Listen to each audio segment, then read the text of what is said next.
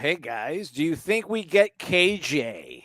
It's a little early on that, but I think they certainly made a big step forward as far as the 2-day visit he did. For those that haven't read, I had a big story on KJ Bolden. Um, in his 2-day visit, he was very detailed. He was very clear about the connections of both what he had with Norvell and both what he had with Certain. It's kind of the stuff you want to see. There's a lot of we and us in there. For the people that don't know, KJ grew up a big FSU fan, so he's certainly liking the direction of what FSU is doing. I think he's going to take some official visits. He's going to announce those visits on the 29th.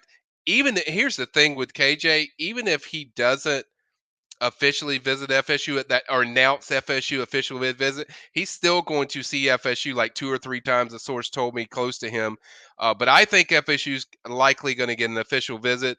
I think they really made a strong impression about what the program's doing, and I love my everyone asked me like, what's your favorite part of the stories, and so I'll just pick one part. Just for me, it was KJ and the meeting he had with Norvell. He's like, look, he told him like directly, this is what it is. And I want you to come here because you want to be here.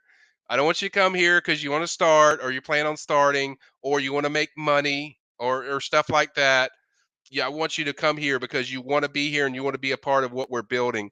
And I think that's a big deal. I think that's a big deal when you look at it of um, it's telling you like there's no surprises when you come here. So I think FSU did a really good job being genuine with KJ, and it really connected with him.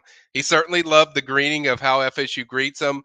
And also, I think he loved being around Adam Fuller. A lot of people, we hear a lot of talk about Adam Fuller, and people don't give him the praise, but Adam did from what I heard from people in my intel with KJ Bolden, Adam did a phenomenal job yesterday with him. In the last 2 days with him, I think Patrick Surtain did a really good job as well. Obviously, I've talked about Mike Norvell, so I think the staff as a whole did a really good job on this visit, giving him something different than a lot of schools have done in how unique and genuine and straightforward. And like, hey, we know you're a 5-star plus player, but we're not going to change how we are. This is what we do, and this is what we expect. And if you want to come here, we want you to be here because you buy into what we're doing. It's not about like flashy things. It's like this is what we are. That's what I think FSU's message was. And I think it resonated really well. I think KJ even said one point his mom was like nodding a lot when the meeting with Norvell. She really liked what she was hearing. So mom's already gave her stamp of approval. It seems like for FSU. So I think they definitely made a really strong surge as far as that visit. He is visiting Auburn and Alabama this week. I think he's going to go back to Georgia as well, who I think is the perceived leader. I think Georgia's there, and I think Florida State's there. I think Auburn's also there, but I think FSU is the biggest threat to Georgia. But I think the official visits will really kind of tell the story. But I think they did a lot, and I think the official visit is likely for FSU with KJ Bolden. Let's go! Let's go! Big Money Ray! Big ballin', smashing, making my ends.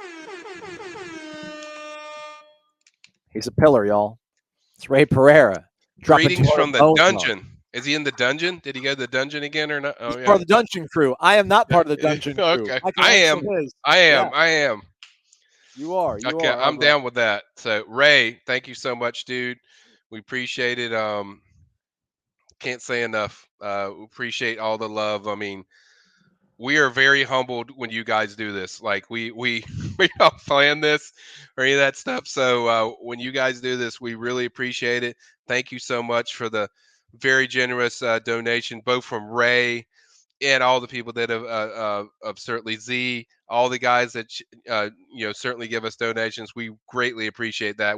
I don't want you guys to think that we take it for granted because it's a very big thing to us, and we appreciate it.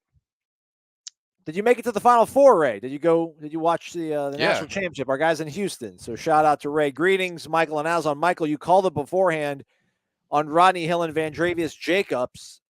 Who will be your sleeper for this class? I'll be coming to Tallahassee soon for a visit. Go Noles.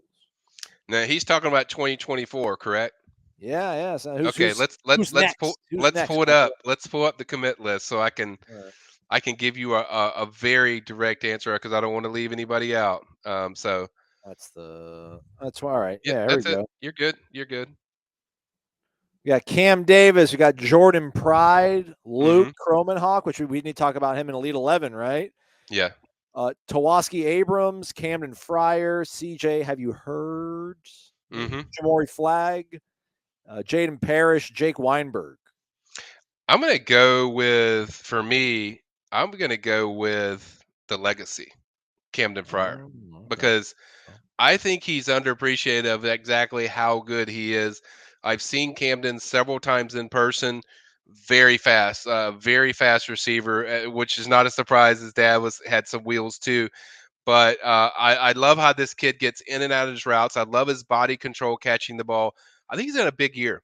I mean, I think he's over there now at, uh, at Columbia High School, and I think you're going to see a big year from I think Camden, and that's a guy that I think is very underrated as far as what he does. Very good on special teams, as you can see here with the kickoff. They use him a lot on kickoffs and special teams, but he is so good at getting in and out of his routes and just has some big time wheels. I think, but my favorite thing about him is how in control he is when he is in his routes. You see a lot of kids that they're really fast. They go in the routes, but sometimes they're going so fast that they're not under control. I think Camden's always under control when you watch a lot of his route running, and that's one of the best things he has is that the explosiveness and the short space out of those routes. And I think this is a guy that probably if is a sleeper, I would pick him. I think this guy's going to be special. Speaking of special, what up, Ray? Love you, big dog. There You you gonna come to go. Orlando for the LSU game, man? Let us know. But before then, hopefully we'll see you in Tallahassee beforehand. But yeah, Vandrevius Jacobs. I kind of stole a little bit of your thunder, I think, Michael. Yeah. I think I also nominated him as my kind of favorite player of the class, and he's so far good. He's got this football thing. Yeah, figured out. I'm not. I mean, everyone asks me that. I get a lot of emails and texts about Dre Jacobs doing so well. Are you surprised? I'm not surprised because he was one of the best receivers in the whole state of Florida last year. He plays against good competition. Played at Vero Beach High School. Shout out to the Indians. But he just there's a certain explosiveness he has in short space and in just top end speed that is just really special that they don't have a lot of. As good as they've done receivers, there's not like a ton of guys with big time speed in that slot position. Jake Douglas is one that's pretty good, but I think Dre is just at another level as far as the different things that he can add to your offense. So certainly he's already had a really good spring, and I think there's a lot of receivers. I mean, you have Goldie Lawrence coming in the summer. I think Hakeem Williams is there as well. He's flashed some. So I think it's a lot of excitement about that receiver group. But yeah, Dre is certainly tearing it up. Troop. Which position do you think the 2024 class will be the most talented at, have the most difference makers? There's no doubt receiver. I mean, you look at our hot board. I mean, you can break it down. I mean, there is like the most elite guys I can remember covering FSU in a long time. Maybe probably going all the way back to Jimbo. That there's so many guys in that wide receiver hot board that's just elite. You're talking about, JoJo Trader, Jeremiah Smith, who we've already covered, Cam Coleman, who also visited this spring, LJ McCoy out of Miami Central, a 4-star receiver, Chance Robinson, James Madison.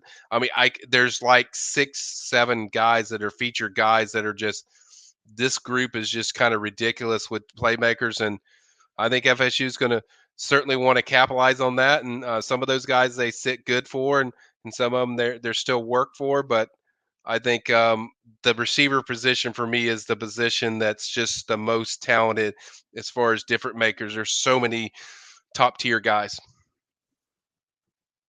Cool Breeze wonders who is the top defensive back target after Charles Lester? Yeah, that's an interesting question. I don't really have one for sure. I will say the one guy, and no, it won't make people feel good because he's only a 3-star right now. But Ricky, gosh, I'm Knight is a guy that this staff is extremely high on. They like him a lot. I think FSU leads. He's also mentioned that I think Jamari Howard is another one that's listed there. I've heard that Jamari might come back to FSU for another visit. That's one they're extremely high on as far he's committed to Michigan State, but he likes FSU a lot. He likes what they're doing. He likes Certain a lot. There's no question about that. So those are a few of the guys I think that certainly like it. I think we posted a hot board, kind of breaks down all the guys. I think Aslan could pull that back up, and now I can kind of pinpoint a few guys more without looking at it. I just drawing kind of a blank because there's so many certainly talented corners. Now I will say John Mitchell committed to Penn State, so I'd keep an eye on that one because I think the main thing I was told was FSU wants to lock up Charles Lester. Like I don't anticipate them taking a commitment until they get him on board, and I think he's close. And that's kind of what leads into the segue is I think the next time Charles visits, I think he could pop. So he almost committed before when he visited early this spring, and I think that's a guy that he has that same nature that Hakeem Williams had last year, where I think he wants to get it done because he knows where he wants to be. I think that's FSU. And I think once Lesser commits, then it kind of opens up stuff where we can discuss, the next one. I don't think they're pushing to the level of any guy the way they push for Lesser. I've said it from the start of the year. This is the most coveted prospect that the FSU is recruiting at any position. I just think they want him so bad in this class, and from what I hear, it's looking really good. I've already put in an RPM pick for FSU based on the intel I've gotten.